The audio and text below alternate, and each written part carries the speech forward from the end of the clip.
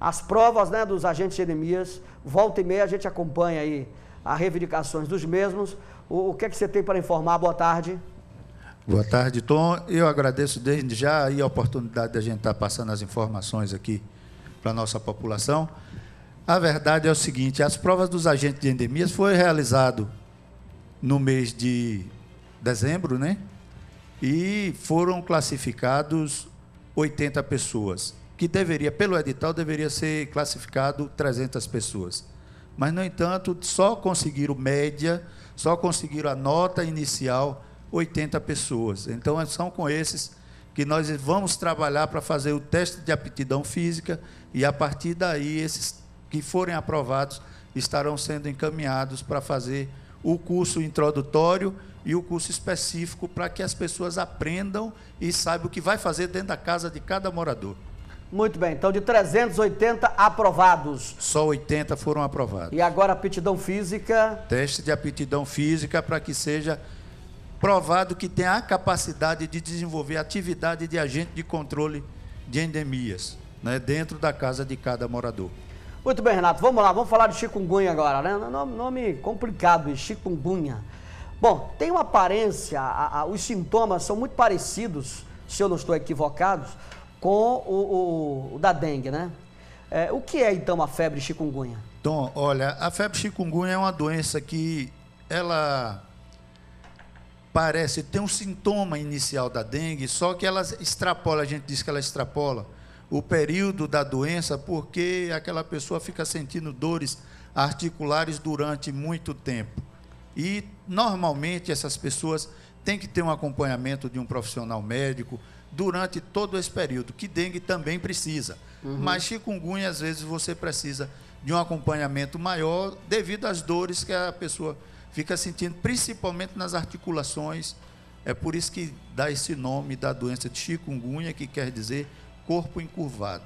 Corpo encurvado. Corpo encurvado. Então, por conta das dores articulares, a pessoa não consegue ficar em pé, reto.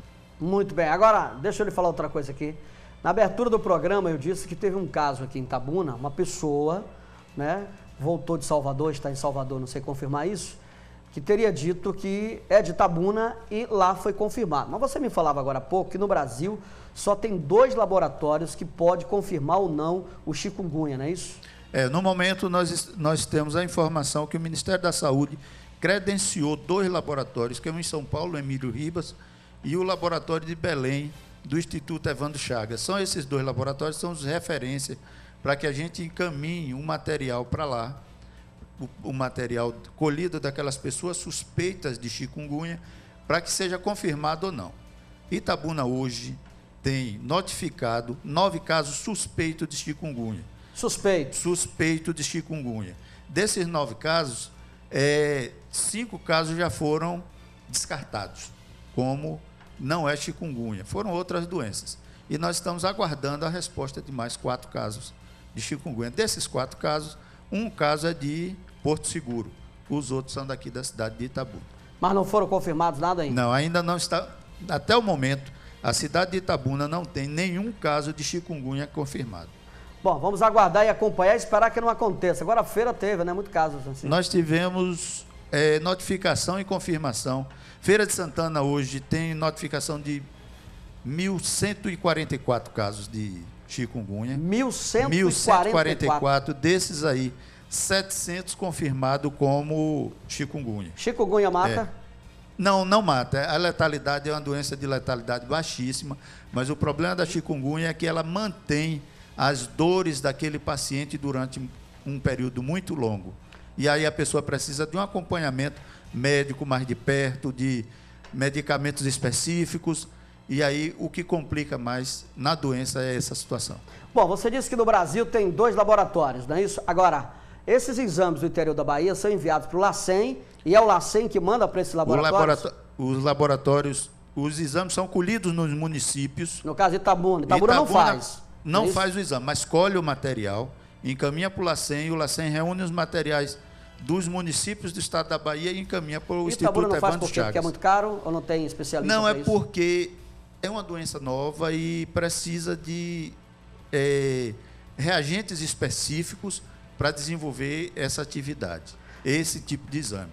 Então, só o Instituto Evandro Chagas, que saiu na frente, vamos dizer assim, e está fazendo esses exames de parte do Brasil, que ele está sendo responsável por fazer esses exames. Bom, então Itabuna já mandou aí 9 casos, 5 já foram descartados, 4 estão no aguardo aí.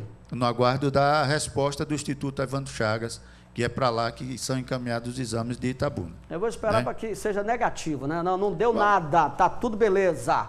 Foi Vamos apenas uma torcer virose. por isso, né, Tom? Não, claro, a gente Vamos mora torcer. na cidade e torce para que essas doenças passem bem longe daqui. Agora, tem um detalhe aí importante, até para o profissional médico. Como se trata de uma doença nova, às vezes chega um médico, o médico não é evidente, logicamente, nenhum médico é evidente. Chega o médico não conhece o problema e aí prescreve algumas medicações que podem até matar o paciente. Tom, mas tem uma situação bem interessante, que a vigilância epidemiológica daqui de Itabuna já disparou orientações e documentos para a classe médica, né, alertando quanto à questão do chikungunya, inclusive com o protocolo do Ministério da Saúde, para que todo profissional médico tenha a capacidade, no momento do atendimento do paciente dele, inicialmente ele já começar a fazer a diferenciação entre as outras doenças que têm uma semelhança com o chikungunya. Fico feliz com essa informação, porque assim, chega, como é uma doença nova, o profissional médico chega lá, né, vê o paciente, ausculta o paciente, pega as informações e ele diz, olha, vai para casa, pode ser uma virose. Isso eu estou dizendo no Brasil inteiro, o profissional médico pode fazer isso. Mas você já está informando que os médicos já estão sendo capacitados. Estão sendo orientados para isso. Orientados aqui em Itabuna, né? Isso. E uma coisa muito importante nessa questão do chikungunya é a febre abrupta do paciente. Quantos dias de febre? Chega a 10 dias de febre. E o paciente fica acamado? Fica acamado, que ele não consegue se mexer. Diz que Encurvado dói ainda. muito. Dói Dói coluna, muito. dói as pernas, dói tudo, os pés, dói tudo, absolutamente tudo. E uma coisa bem importante com relação é a febre abrupta. Em Feira de Santana, por exemplo, os médicos que atenderam aos pacientes, eles relatam que o paciente sabe o horário exato da febre. Ele disse, a febre chegou no horário da novela das 8. Chegou tal hora, porque o paciente começa a sentir mal de imediato. E aí fica quantos dias? Uma semana inteira aí? 15 dias em média, e depois essas dores podem se estender até... É contagiosa? Por 3 anos. Não, ela é transmitida, agora que está o problema, ela é transmitida pelo Aedes aegypti, ela não transmite de pessoa a pessoa. Então vamos Precisa passar pelo mosquito. Vamos explicar aqui. Então o Aedes aegypti, ele carrega a dengue e a chikungunya ao mesmo tempo? Chikungunya. Na verdade, o Aedes aegypti é um inseto, né, que entrou no Brasil, ele transmite várias doenças, não só essas. Não, ele veio do Egito, né? Veio do Egito, ele transmite várias doenças. Ele transmite chikungunya, ele transmite febre amarela, ele transmite dengue, né? Ele é polivalente. Polivalente. E o pior de tudo, que um único inseto pode conduzir as duas patologias, as duas doenças. Pode matar chikungunya? Chikungunya não. Chikungunya é baixa letalidade. Ou seja, de cada 100 casos, pode ou não ocorrer um caso de óbito.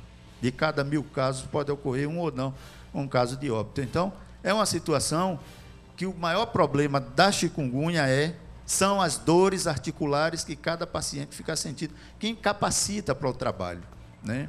Você bloqueia a capacidade daquela pessoa desenvolver a atividade laboral dela.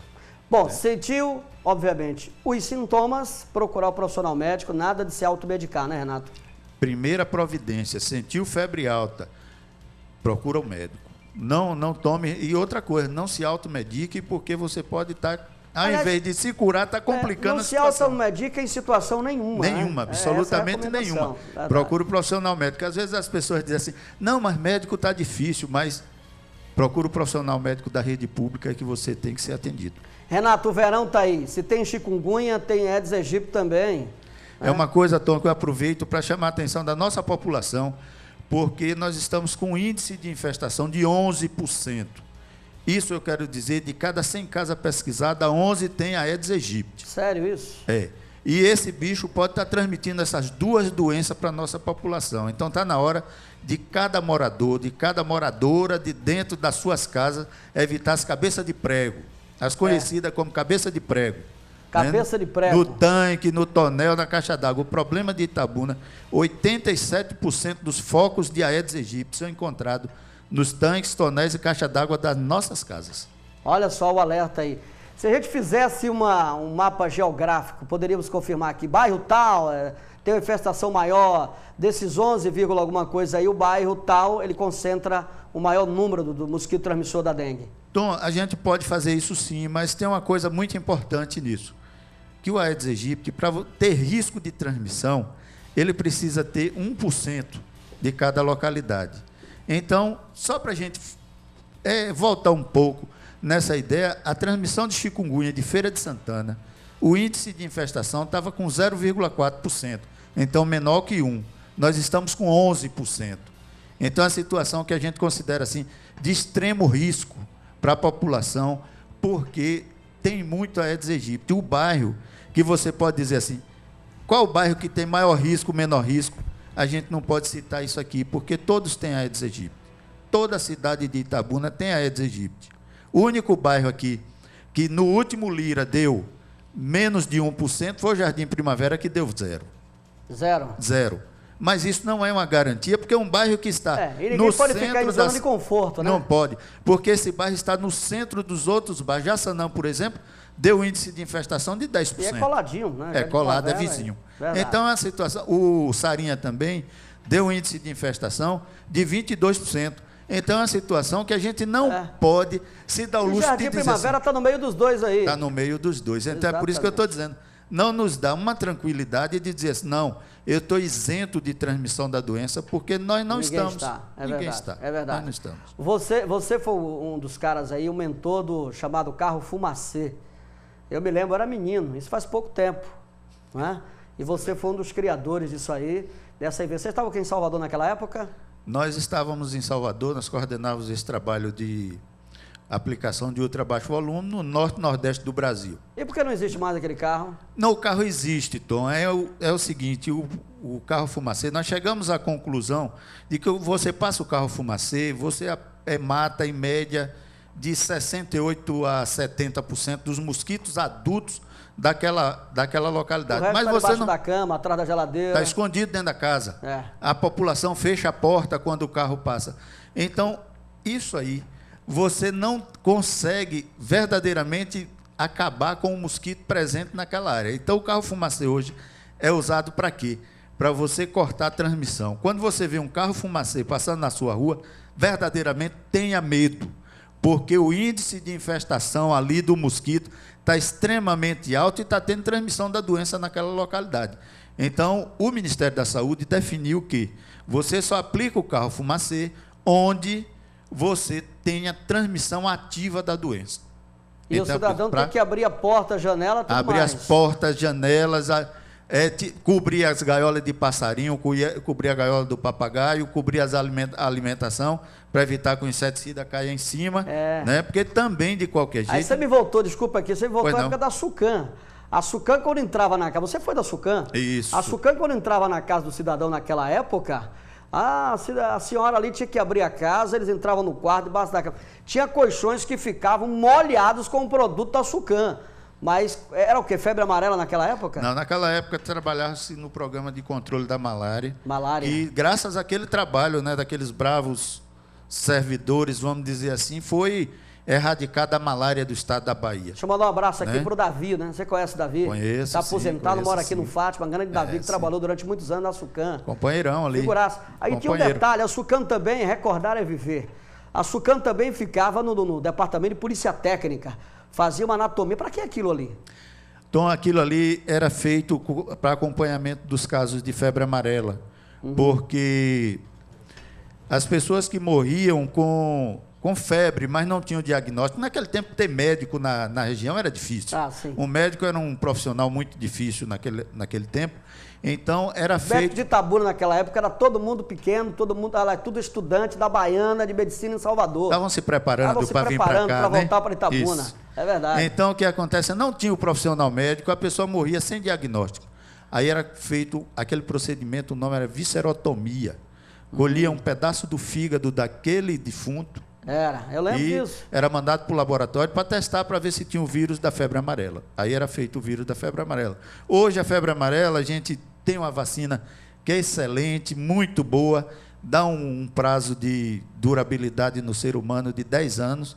A gente chama assim a atenção para todas aquelas pessoas que vão viajar para o centro-oeste do Brasil, para o norte do Brasil, que vão para a área de mata, que procure 10 dias antes da viagem tomar a vacina contra a febre amarela. Qualquer área de mata ou só essa área que você citou aí do país? Toda a área de mata. No estado da Bahia nós temos uma área chamada área de transição, que é a localidade que fica entre Coríbe, Jaborandi, Cocos. Onde é isso, velho? Lá na divisa com Goiás. Você é um dos Foi lá todo. Onde tiveram os últimos casos de transmissão de febre amarela em 2000. O colega aqui não sai do mato, né? Volta e meia ele está na fazenda. É bom que ele tome a vacina contra a febre amarela. Mas é nessa região sul da Bahia. Tem uma questão importantíssima aqui no sul da Bahia, que o sul da Bahia, o sul ali de Valença até você chegar em Teixeira de Freitas, é uma área que a gente chama área... Hoje ela é uma área indene, mas é uma área que tem presença do mosquito hemagogos, que é o responsável pela transmissão da febre amarela entre os macacos e as pessoas. Então, quem vai para essa área de mata, que gosta de caçar, de pescar, de fazer essas atividades, é bom, né, tomar vacina contra a febre amarela. E essa vacina está disponível na rede pública. É de graça? Né, de graça, não custa absolutamente nada para a pessoa, que é fornecido pelo SUS. Então, é bom que você tome 10 dias antes da sua entrada. Não é uma vacina que lhe dá aí 10 anos de efeito de validade. Deixa eu voltar aqui, então, agora, só para a gente concluir essa entrevista aqui. Com relação à dengue, você disse que nós estamos aí com um índice de 11,3%. Isso é alto? Extremamente alto. Olha só. O Ministério da Saúde recomenda para você ter a segurança. Você vê, a segurança menor que 1%. Nós estamos 11 vezes maior do que o que é recomendado. Com certeza. Então, atenção, agora pedi muita garotada, viu? Muita garotada. Claro que o município eu digo aqui que o município tem que fazer a parte dele. Agora o cidadão, a dona de casa tem que ter cuidado. Água acumulada, garrafa PET, pneus, onde tiver aquele acúmulo de água. E o que o Renato disse aqui eu achei interessante, porque aqui na região a gente conhece muito como cabeça de prego, né? Cabeça de prego. As pessoas costumam ter reservatório, aparece a cabeça de prego, que é o futuro mosquito transmissor. O mosquito transmissor da dengue. Vai para lá com essa zoada aí que você está colocando. Deus é mais. E a dengue mata sim, não tenha dúvida. É uma doença que mata rico, pobre, metido a besta, quase metido a besta completa. Não importa. A dengue mata, né? Então tem que ter cuidado com isso aí. Muito cuidado, extremo cuidado, porque nós não podemos, nesse momento agora, como está saindo muito na mídia, que reduzimos o índice de infestação de 27 para 11. Isso ainda não é grande coisa. Eu gosto disso. Eu gosto desse tipo de clareza com o telespectador. Ainda não é grande coisa, porque nós continuamos 11 vezes acima do que recomenda o Ministério da Saúde. Vai fazer mutirão de limpeza? Nós queremos fazer aí, Tom, estamos programando, né, um movimento aqui para a cidade, para a gente estar esclarecendo a população e mostrando a cada munícipe, a cada morador, qual o local verdadeiramente de produção de Aedes aegypti, dentro das casas. Mas nós queremos fazer um stand na rua para ter a participação assim, geral da população, para cada cidadão, cada cidadã que participe daquele evento ali, ele chegue na casa dele e tenha a capacidade de avaliar onde é que tem o risco dentro de casa, onde não tem. Porque muito bom, muito bom. Tem uma coisa importante com relação à dengue, é porque a gente fala muito de dengue, mas não fala do responsável pela transmissão da dengue, que é o Aedes aegypti. É a cabeça de prego que você tem dentro do seu tanque, dentro do seu tonel, que desenvolve, que ali é uma das fases do mosquito. Cada uma cabeça de prego daquela é um mosquito, que cada um mosquito gera 300 ovos durante o tempo de vida dele, que dura em média 60 dias. O que pode ser 300 óbitos depois. Pode ser transformado em 300 óbitos, esperamos que não, mas pode acontecer isso. Então, é uma situação que nós verdadeiramente precisamos da participação de toda a população. Uma coisa que eu chamo a atenção da nossa população é com relação às casas fechadas. Tom, nós estamos concluindo o ciclo em Itabuna com 22 mil casas sem poder visitar. E aí? Porque as casas estão fechadas, nós temos a prática de colocar um aviso embaixo da porta daquele morador que a casa está fechada, e para ele ligar de volta, e a gente agenda a visita, que em menos de 24 horas o agente vai estar na casa dele para fazer a visita, fazer a aplicação do produto, para evitar que o mosquito esteja proliferando dentro dessas casas. E deixo aqui no ar o telefone nosso, que é o 3612 Vamos lá, 8324. Repete aí, Renato. 3612-8324, que as pessoas podem ligar, devem ligar, porque vai estar uma pessoa lá para atender a notificação, e logo, menos de 24 horas, nós vamos estar na casa desse morador para estar fazendo a visita dele. Vamos repetir para o Fábio colocar ali na tela? É até importante colocar esse telefone. É o Disque Dengue, 3612-8324. Não ligue para reclamar de falta de água na sua casa. Não ligue para dizer que sua rua tem buraco. É o Disque Dengue, o telefone. É dengue, é Deu dengue. para captar aí, colega? Tudo é rapidinho aqui, né? Olha aí, ó, 3612-8324. Isso. Disque Dengue, esse é o telefone da dengue aí. Pode deixar ele guardadinho aí, viu, Fabinho? Pode deixar ele guardado aí, porque eu vou estar repetindo sempre esse telefone aqui. Atenção, gurizada! Fala com a mamãe, com o papai, titia, vovó, nada de água acumulada com cabeça de prego.